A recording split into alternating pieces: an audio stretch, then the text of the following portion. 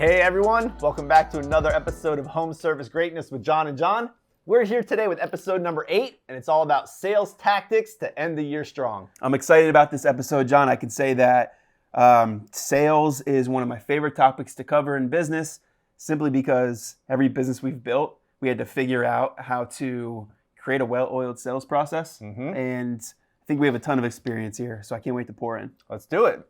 So it's end of the year, it's Q4. What is something that the majority of small business owners should have their finger on the pulse with right now when it comes to sales?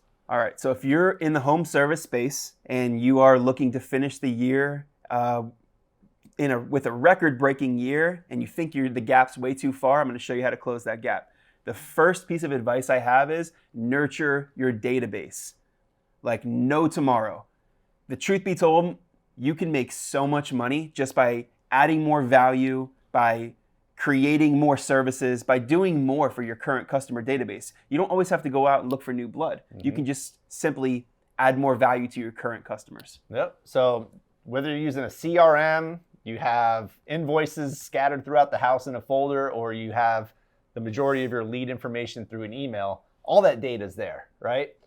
What's the first step someone can take in order to nurture that database? The first place I would start when it comes to nurturing your database is all about SMS blasts. Text your customers, right? Simply because if you get a text today, you're going to open up your phone, you're going to see who texted you. But if you get something like an email or some sort of voicemail, there's a very high chance that you're just not going to sift through it, derail what you have going on. So my first best piece of advice, get after a text. Next is email, right? Next, following that is a ringless voicemail. So tell everyone what a ringless voicemail is. So a ringless voicemail is you ever picked up your phone and there you have one new message there, but your phone never rang? That's it. That's a ringless voicemail. The cool part about that is it's actually called like a voice broadcast. And it's super easy. People overcomplicate it. You get into a system where a number calls you and you record a quick prompt.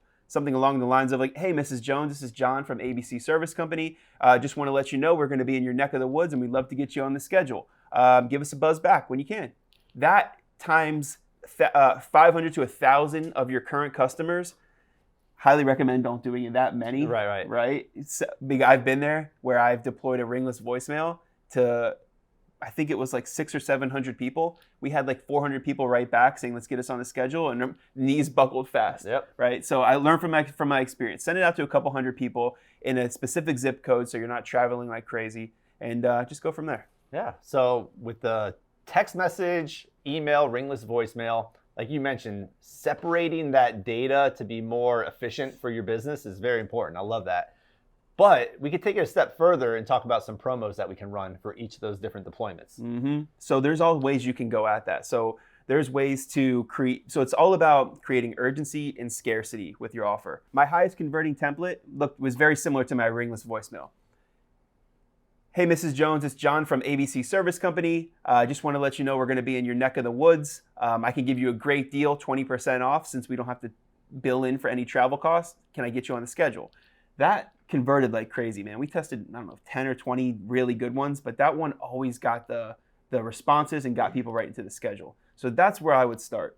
I love it. I mean, it's an immediate way to get right in front of your previous customer. They already know who you are. You've done business with them in the past. You're literally just nurturing that existing business that you had and now generating more revenue from it. So another promo you can run with is a end of year promotion, something along the lines of a holiday special or a quarter four special. And just basically when you attach like seasonality to your offer, you convert at a higher level than if you just push something out there. Love it, Johnny. So that's the database that you have with existing clients.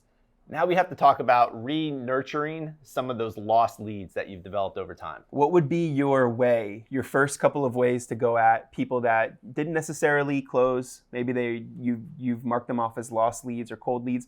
How would you go back into that model to re-engage them? So I don't think there's a wrong answer because different strategies work well for different businesses. Of course, your territory is an important factor as well as the services that you provide. But I always lead with text message, similar to how you started the conversation.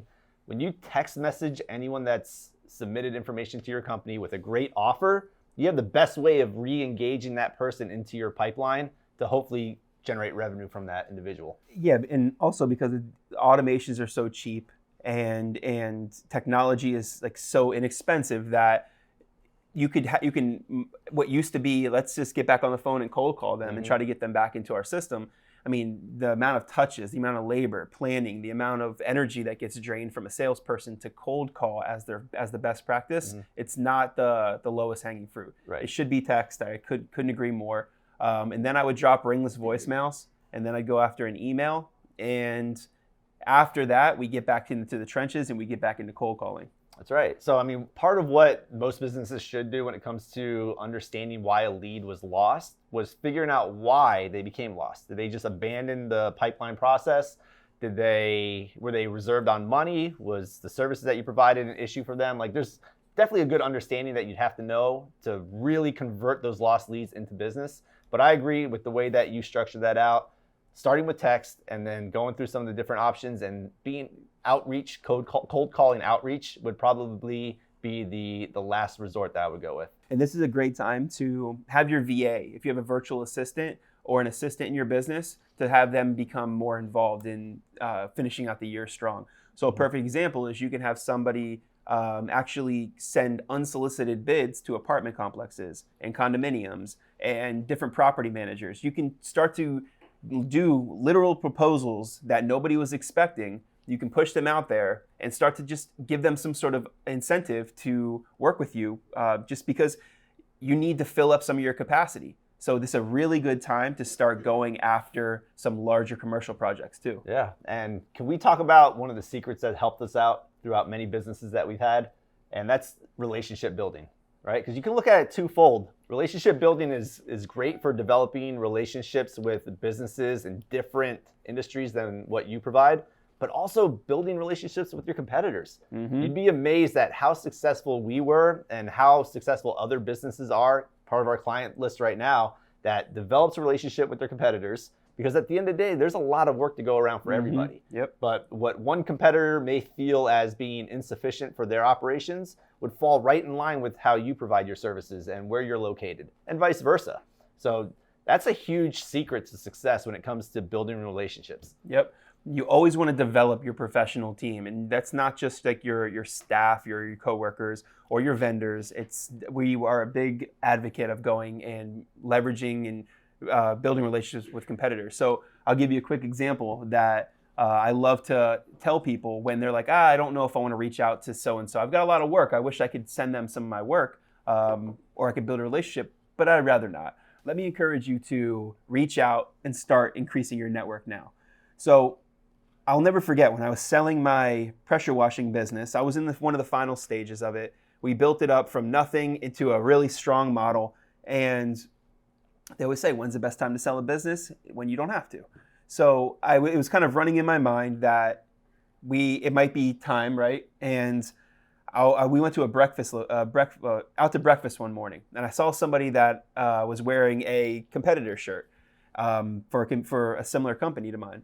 And I remember thinking, he's a nice guy, nice family, but I don't want to bother him. He's at breakfast. So I took a mental note of his business name and went back to my office. The following week, we were so busy, and I remember thinking, like, that guy seemed like a really stand-up guy. Nice, he had a nice truck I saw out front and everything like that. And what ended up happening was we got so busy, and rather than turn off the work, I actually reached out to him. I Googled his name. I Googled his company. I saw he was reputable. He had a real business. And I let him know we were the busiest company in the area. We have so much overflow work, and I'm looking to develop a relationship.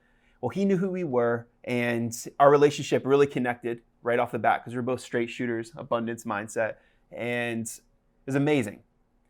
Not only did we make a ton of money together, subcontracting and giving him a lot of overflow work, but the coolest part about the story is I'll never forget when we put the business on the market for sale. And guess who came out of the woodwork saying, hey, take your business offline. I want your business. I want everything about it. And let's figure out a win-win for the both of us. Bro, it's one of those moments you don't really ever forget about. And people always think, why should I build relationships with my competitors? What's in it for me? I mean, if you just operate out of just making money, being pure, trying to help other people while you can benefit as well, amazing things can happen. No doubt about it. Yeah, it's crazy. So I ended up buying the business. He bought several since then, and definitely the one, I would say by far the busiest exterior cleaning company in Florida. And all that came from just establishing a relationship. That's it. That's what it all comes down to. Professional relationship development is the name of the game. John and I always talk about it. If you're listening today and you're looking for a quick, actionable way to grow your relationships, build a top 20 list. Put every person on there that comes to mind. Maybe it's an influencer in the space. Maybe it's a competitor, a vendor. It's somebody that it's been on your radar for a while. Create that list and figure out ways to serve them. Add value to their life. I promise you, if you lead with something along the lines of ABC competitive is a competitor, this is the owner, and this is the relationship I want to build them, call them up and let them know you have some extra work and watch what happens. I don't want to lose what you just said, because I think that's a very important component, is the fact that you're leading with providing value and giving them something first. I think it's a lot easier to go that route versus trying to connect with someone and to figure things out. If you just have something already that, hey, I want to give it to you, right? I want to start this relationship off in the right way just by giving this to you. And then we become some sort of partners in the way that we can formulate something. It's incredible, man. I have friends in the industry that do like demos, whether it's exterior cleaning or it's HVAC or any other home service. Some of the highest performers I know, they'll go out to a large, call it hotel in South Beach, and most people are trying to just get on the phone with somebody that is a decision maker. The high performers, they already did their research. They looked on LinkedIn or Facebook or whatever to find out who that person is. Then they actually figure out how to get in front of them and send an email letting them know they're going to be in the area and they're going to do a complimentary demonstration on their property. You'd be so surprised the response or the conversion that comes back from that. And because you're not asking for anything. You're giving away a free demo of your service or product. And before you know it, the decision maker is walking out to make sure that everything's okay. And you're walking away from that deal by just providing value. It's brilliant, right? It's the name of the game. It's the name of the game. And you might not get everyone, and you might think in your mind, like, this seems a little crazy. But if you want to compete at a high level, you need to think outside of the box. You have to do things that your competitors are not doing. And getting your foot in the door, providing value to a decision maker is just that. I love it. Yeah, man. So, Johnny, we got to progress this podcast now to talk about your favorite metric of all, right? KPIs. Yep. So, as a way to grow your sales into the new year, you have to have your eye on the key performing indicators in order to grow those metrics. Yeah. And you really need to understand, like, your salespeople, like how many first of all, how many leads are coming into the business. Once you're able to wrap your mind around that, you can start to understand how many, like, the capacity of your sales team or your sales individual to not only fulfill those inbound leads, but now go after new blood. And having some KPIs like outbound dials or new touches or proposals out. If you can start to dial in exactly what you're doing now, make it tangible.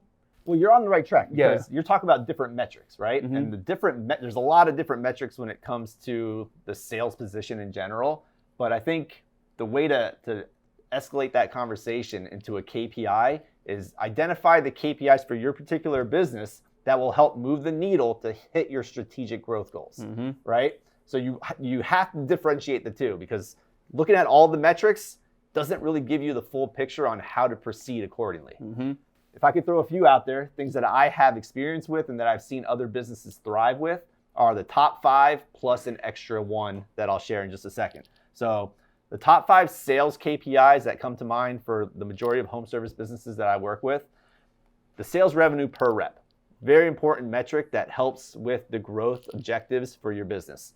Then we talk about the monthly sales growth.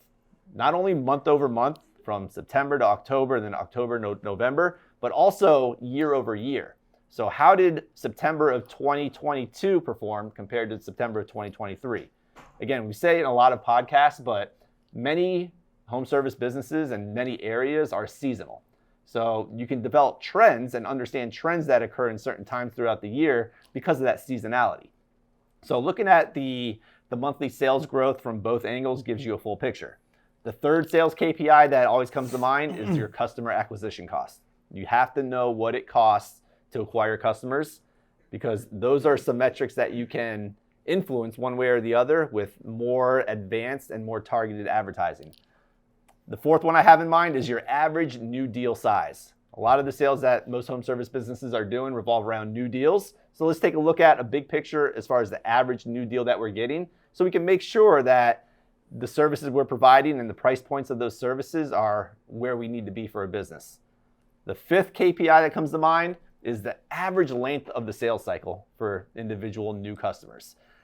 That goes overlooked quite often because we always want to focus on new business and new customers coming in the door, but a lot of small businesses neglect how long that sales cycle takes. And again, for different areas, different service providers, different territories, that sales cycle is influenced by a lot of things, but having it dialed in will certainly help you achieve those growth objectives.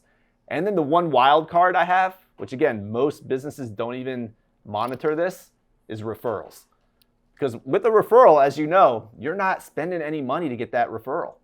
That's literally an existing customer that you service that loved the service you provide, loved your business, loved everything about you, and they're your biggest cheerleader when it comes to growing your business. Mm-hmm. So talk about that customer acquisition cost that gets reduced tremendously by focusing on referrals is a great way to really grow your business. Yeah, that's fire insight right there, man. And think about it like this. In sales, your customers can only come into like essentially 3 buckets: new, repeat, and referrals. So you want to make sure that you have new customers coming in at a high level. Repeat customers are nurtured and acquired and re-engaged, and the your referral system, your referral bucket's filling up, right? Through different methods. So it's so good. I'd love to add one more to that as well, and that's your close rate. Monitoring your close rate per rep and as a company. Because once you're able to understand that, you're able to adjust. So here's a perfect example. So if you have something if you're one of those guys who's out there bragging about a 90, 95% close rate, it's something you might want to pump the brakes on. And I learned this a long time ago because truth be told, I was one of those guys. So we close everything that comes in. And then I realized that we were actually just underpricing everything. Everybody wanted to work with us, right? We closed everybody. So a good way to go at this is understand exactly what type of model you have in your business. Are you the low-cost provider? Are you the high-ticket guy? And then adjust accordingly. So some people, it depends on your vertical that you service, they're very excited about having a 50% close rate, sometimes a little less, because you know what? Their tickets are huge, and they'd rather have a lot less business, but of the right avatar that's able to give them healthy margins and scale. Because you know what you are at that point? You're more profitable. If you're doing the business right, you are more profitable in that exact scenario. Yeah, no doubt. Lots of great information that leads us up to the next point.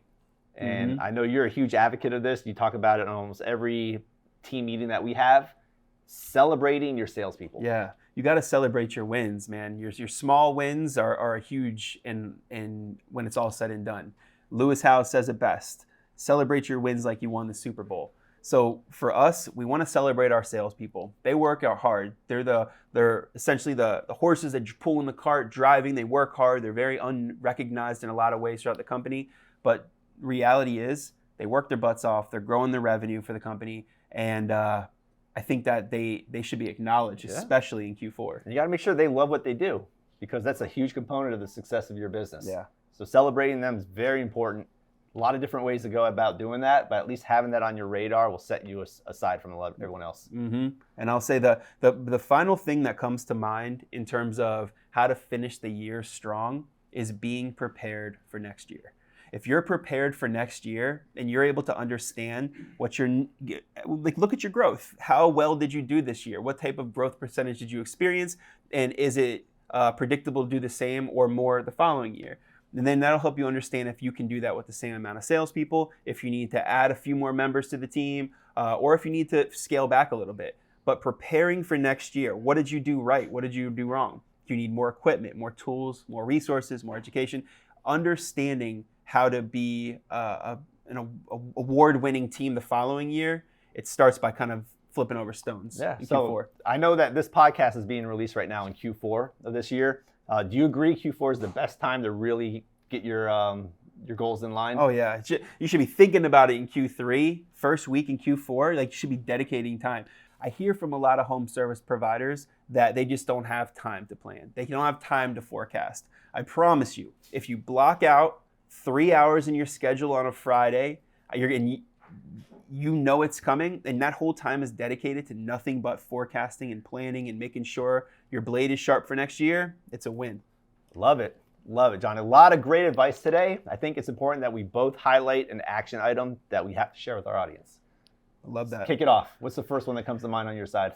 So you know my first sales action item, man. It always comes down to making more money as soon as possible. And that's through text to your current customer database. Send a text today and watch your capacity start to fill up fast. Love it. Yep. That will certainly happen. Mm-hmm. Great advice. And if I could throw my action item out for you today, is to make sure that you understand your business inside and out, and that you can determine the top 5 sales KPIs that will help move the needle for your business as we wrap up Q4 and jump into 2024.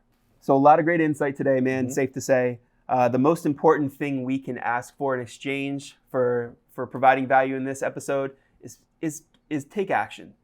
Execute on this stuff, because we want to see you build a great home service business. That's the intention of this podcast. So if you need anything, you can always reach out to us. Make sure you like, subscribe, follow us for more. We're releasing episodes like crazy. Yep. We want to take a second to say thank you so much for joining us on this journey. We're grateful to have you along for the ride. And make sure, drop any comments, any suggestions. We're always open for that. Yep. So like John mentioned, we have a lot of great content coming to end the year. So we're excited to deliver that for you all.